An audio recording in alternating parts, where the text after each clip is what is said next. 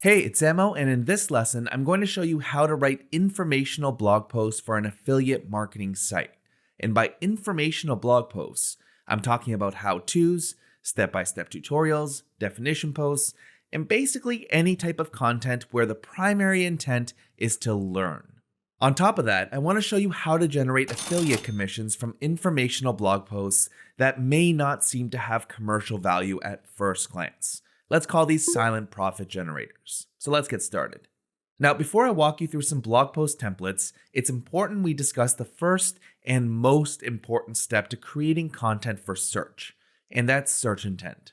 Search intent represents the reason behind a searcher's query, and the reason why it's important is because you need to match intent in order to rank high in Google. For example, if we were creating a post about how to clean car seats for our hypothetical kids' car seat site, what do you think our content should look like? Should it be a step-by-step tutorial where you walk them through cleaning your kids' convertible car seats? Or should it have a different format? Or wait, is this for convertible car seats, infant car seats, or booster seats? Well, this was kind of a trick question because the intent for the query, how to clean car seats, is actually about cleaning the seats in your car, not cleaning a kid's installable car seat. How do I know this? Well, the way we identify search intent is by entering the query in Google and looking at the top ranking pages. After all, search engines want to show you the most relevant result for a query. So the top ranking pages are essentially a guide to what Google thinks best serves the intent of a searcher. So as you can see, the top pages for how to clean car seats are all about cleaning regular car seats. So creating a post on cleaning kids' car seats probably wouldn't rank for this query because it's not matching intent. Now, for argument's sake, let's say that intent is about cleaning children's car seats. Because the keyword has the word how-to in it, you might automatically think you need to create a step-by-step guide. But what's interesting is that the top two ranking pages are actually listicles with a set of tips, meaning an unordered list of methods to clean a car seat. So if you want to compete, you should follow suit and create a post with a similar format to improve your chances of ranking high. We have a full SEO course for beginners where we go much deeper into matching search intent and actually creating optimized content for search. So I highly recommend watching that.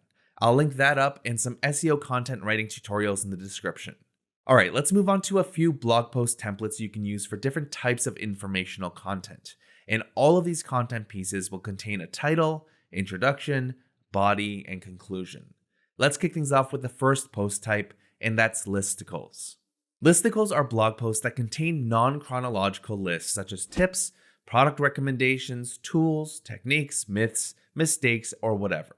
For the title, you can use any of these templates. Let's turn them into working titles. 11 ways to sneak snacks onto a plane. 7 SEO tips that actually work.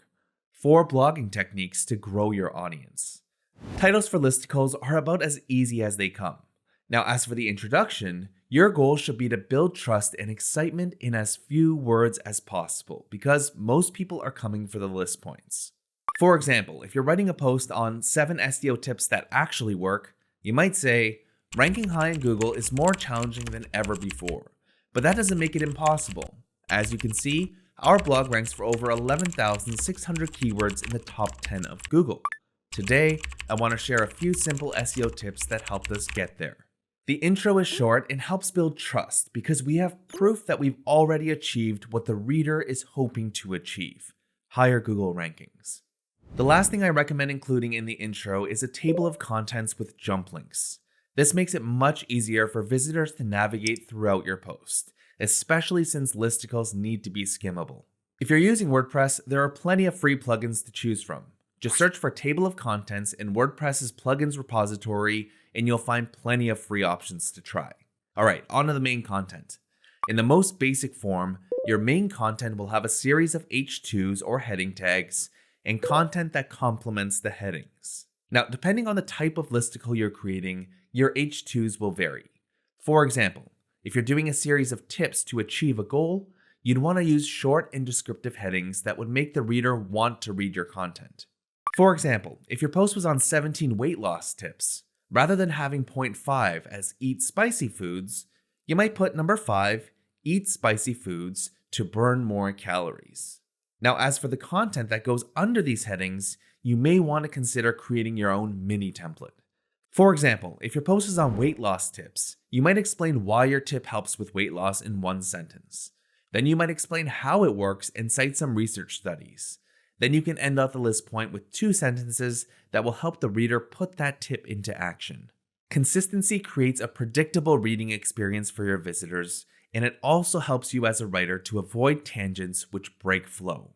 So with a mini template in hand, it'll just be a matter of filling in the blanks for each subheading, and before you know it, you'll be onto your conclusion. For list points, I wouldn't overthink the conclusion. The majority of people aren't even going to get here, but it's still important to create closure for people who do. My recommendation is to briefly summarize a key takeaway and then recommend additional content that's related to your post. And internal links are good to use because they pass link authority and overall create a better user experience for your readers. So here's a sample of what this template looks like. Feel free to pause or rewind to make sure we're on the same page, and then let's move on to the next blog post template, which are step-by-step tutorials.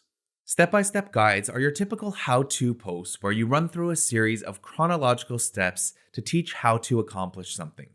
Now, for the title, you can use one of these formats to get started. So if we turn these into real titles, they might be how to build a deck, 7 steps, how to start a business, even if you don't have money, how to find email addresses for link building, fully automated. Now for the intro, write a short one using the PSP method, which stands for problem, solution, and proof.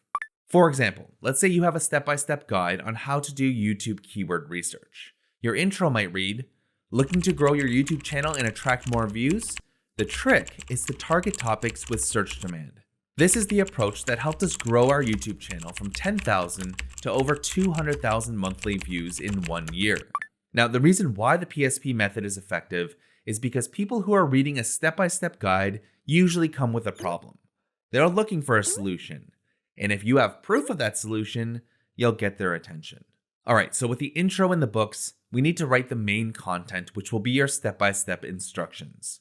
And because step-by-step guides have a logical sequence of instructions, you can use your H2s as the main steps.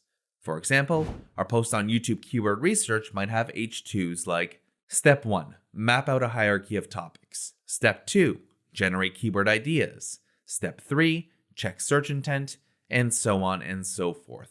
As for the conclusion, just keep it short and sweet because step-by-step guides tend to be quite long.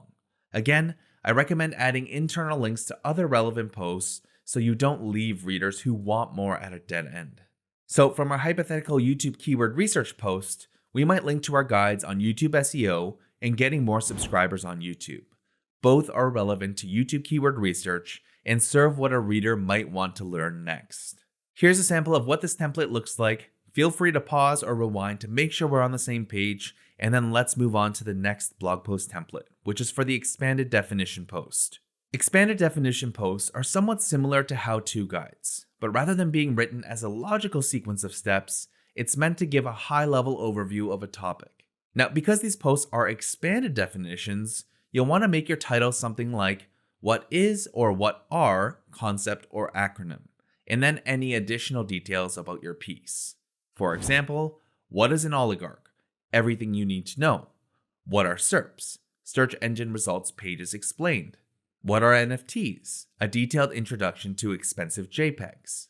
Now, the great thing about expanded definition posts is that there's a clear format you can follow for the intro, main content, and conclusion. In short, you want people to come for the definition and stay for the details. So for the introduction, you'll want to keep it short and sweet by defining your concept or acronym.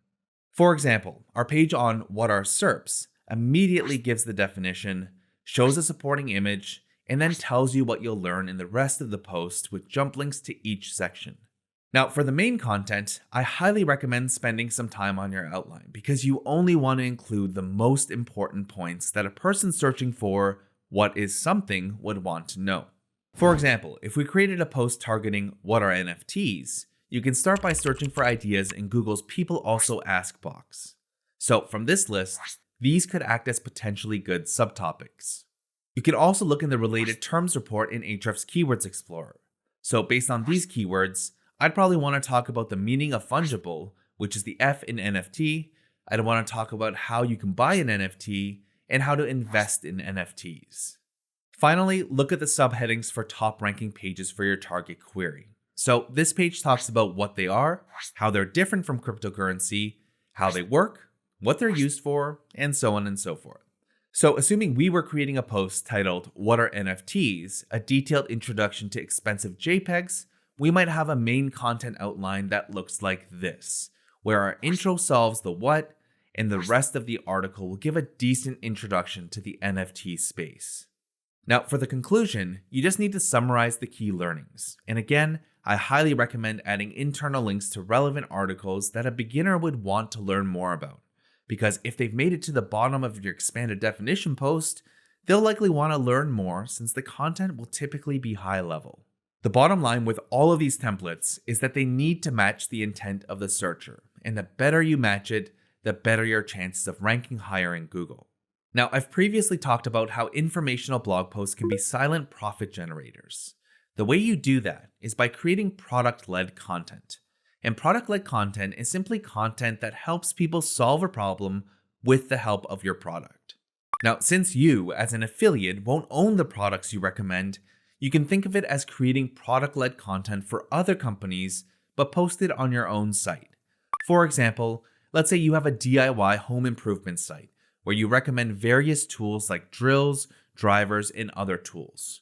You might want to create a post on how to winterize your sprinkler system, which gets an estimated 2,700 monthly searches in Google. Now, as far as I'm aware, you need an air compressor to winterize your sprinkler system, so it would be super natural to organically plug this product in your post. And because air compressors aren't exactly a common household item like a hammer, some of these people will likely take your advice and buy one through your link, leading to a commission. We have a full tutorial on product-led content that I highly recommend watching if you want to learn how you can master silent profit generators for your affiliate site. And that wraps up this module. In Module 5, we'll be talking about link building for affiliate sites. Get good at this, and you'll have no problems generating consistent traffic from search engines. I'll see you there.